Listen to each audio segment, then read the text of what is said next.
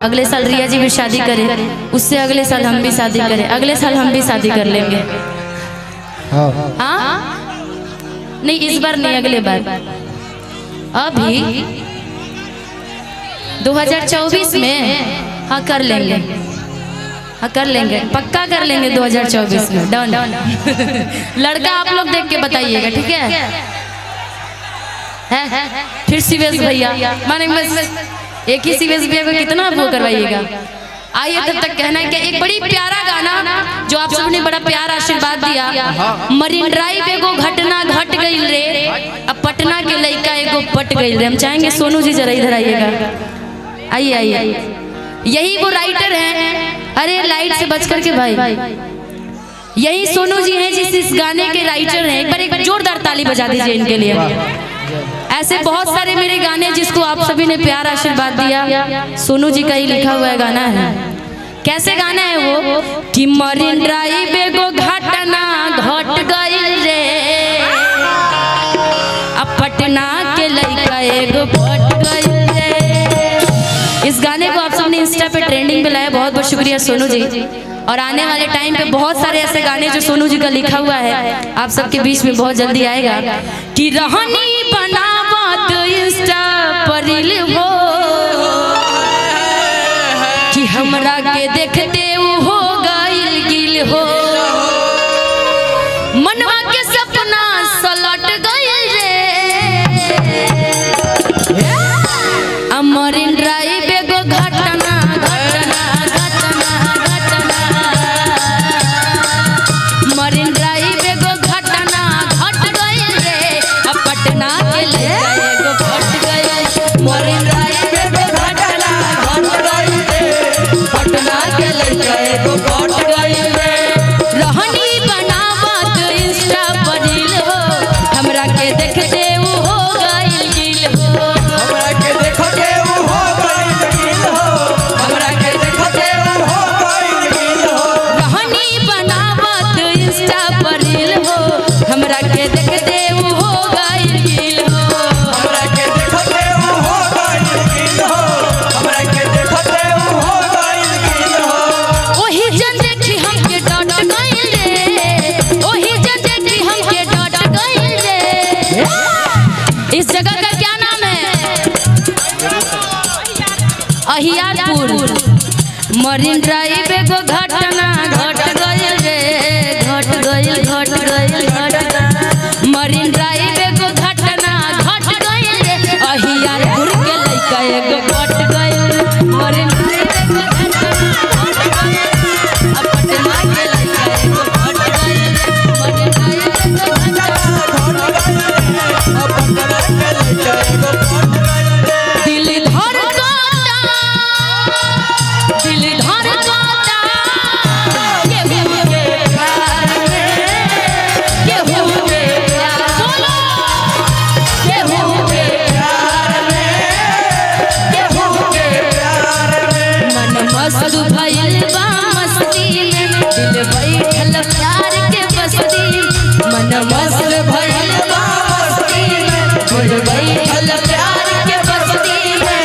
रोहेल अखिया तोहरे इंतजार में, दिल धड़कता, दिल धड़कता, केहू के प्यार में, केहू के जियो जियो, केहू के प्यार में, केहू के प्यार में। मरीन ड्राइव एगो घटना घट गइल रे, पटना के लड़का एगो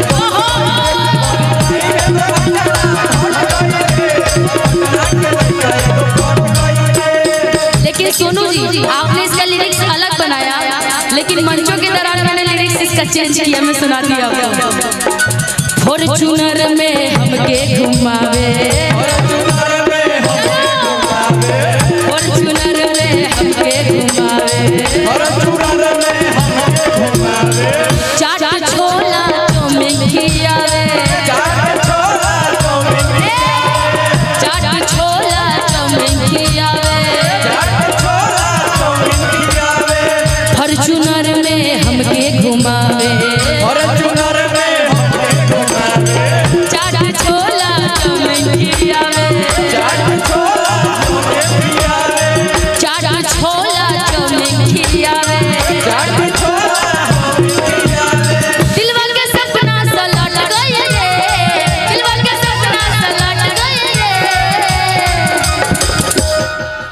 अब बेगूसराय में घटना घट गई रे।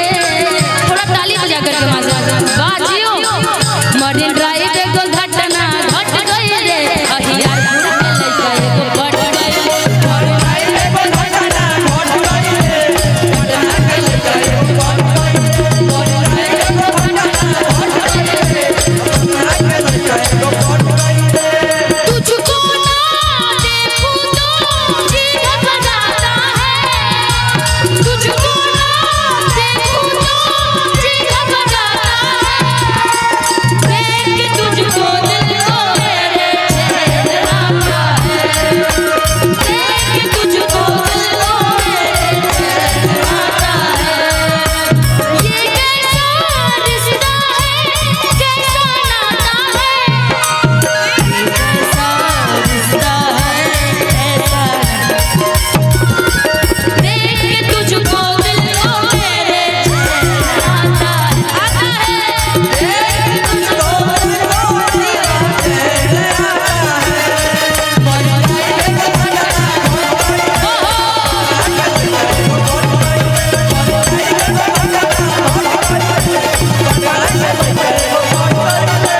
रहनी बनावत इंस्टा पर रील हो। हमरा के देखते वो हो गई।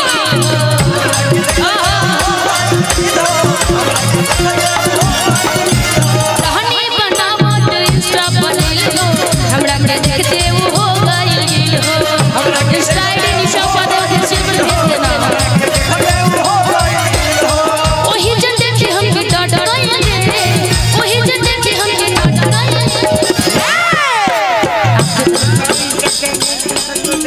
दिव्य साई एंटरटेनमेंट के संयोजक जिनको भैया सुमित बाबू की तरफ से बहुत प्यारा सा आशीर्वाद, बहुत बहुत शुक्रिया। लक्ष्मी का आगमन तो हुआ सुमित जी के कारण। बड़ा ये सौभाग्य से मिलता है ना जी। बहुत बहुत शुक्रिया सुमित जी। कौन है सुमित जी? अरे क्या बात है।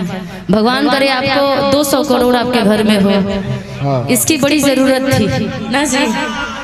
क्योंकि हम कलाकार हैं, हम कलाकारों के घर में यही तो हम कलाकारों की मतलब वो होता है, क्या कहते हैं, फायदा होता है। चाहे हमारी भी शादी होगी तो शिवेश जी फ्री में आएंगे ना जी। हमारे भी गांव वाले सब देखेंगे, अरे शिवेश जी ऐसे दिखते हैं, अच्छा ऐसा है क्या। यही कलाकारों के लिए, हम लोग के लिए फायदे की बात होती है ना जी।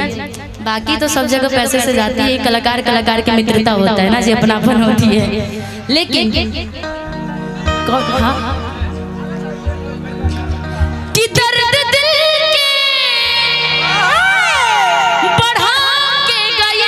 हेलो निशा जी, टिंकू भाई जी। अरे बाप रे, हम दोनों क्या बात है। बहन है ना आप हमारे। दो टिंकू भैया आपके यहाँ मौजूद हैं। हम सबों के हर दिल अजीज, हम सबों को प्यार करने वाले आदरणीय मनोज भैया नवादा ना नवादा। और बहुत ही अच्छे शुभचिंतक उनकी तरफ से 500। एक छोटी सी फरमाइश है उनकी, धोवती तोहरी मंदिरिया। आपके मुंह से सुनते हैं, आपके बहुत बड़े फैन हैं। और होने दीजिए। अभी हम आ गए हैं। अब एक भजन था जिसको आप सभी ने बड़ा प्यार आशीर्वाद दिया। भजन ऐसे था कि धोती धोती तोहरी मंदिरिया कि हथवा खियाइले हो कि तब नाही काहे मैया कि दया तोहरा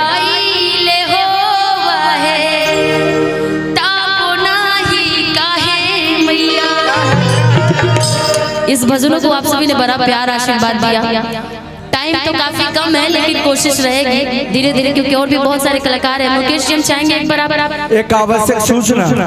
विकास यादव जी, आपको मधेपुरा निकलना है। आप अपनी गाड़ी के पास चले जाएं। बबलू जी खोज रहे हैं। और एक आवश्यक सूचना, एक बच्ची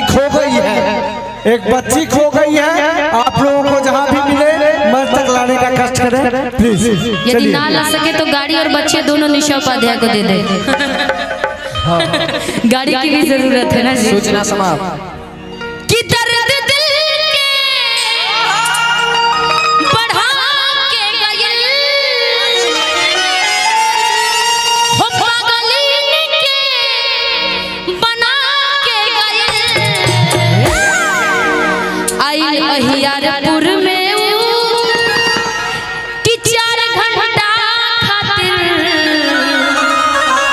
सबके पागल बना के गए।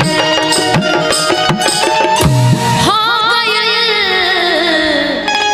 कि सबके पागल बना के गए। अब रात भर आप लोग बस फोन में ही देखिएगा, ये वीडियो आपके पास रह जाएगा ना कि दर्द दिल के बढ़ा के गए।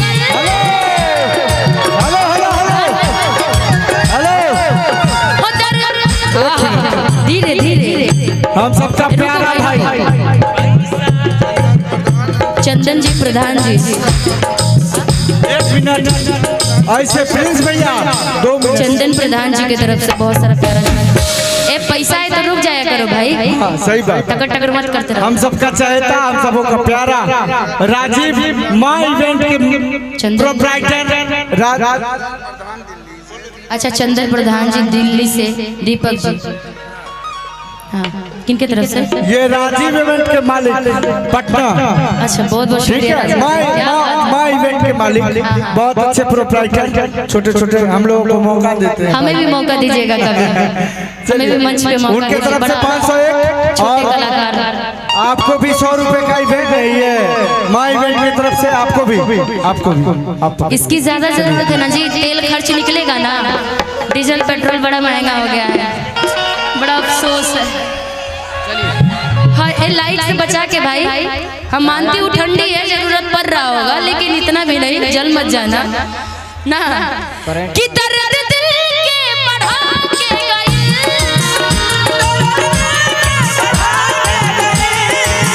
ओ दर्द दिल के बढ़ा के गए। आए ले वो 4 दिन खातिर बाकी मचा के गए। चंदन प्रधान जी बाकी हलवा मचा के गए। आए ले वो 4 दिन खातिर बाकी हलवा मचा के गए। आए ले वो 4 दिन खातिर बाकी हलवा लेकिन अहियारपुर के जितने लड़के हैं वो यहाँ भी प्यारी प्यारी मॉडलों को देख के कहेंगे, जानते हैं क्या? बताऊं आपकी तरफ से क्या कहेंगे? बोलिए हाँ बोलू। तू हमारे जान हो, तू ही परान हो, तू हमारे जान हो, तू ही परान हो। कहो तकार के हम दे दी करे जाके, कहो तकार के हम दे दी एटिक भी करे जाके। यहाँ के सब लड़के बोल रहे हैं, जानते हैं? तू हमारे जान हो कि तू ही परान हो, आ कहो तकार के हम दे दी करे जाके। सारे मिथिला के लड़के बोल रहे हैं, अगर हमें फेंक दी हले जा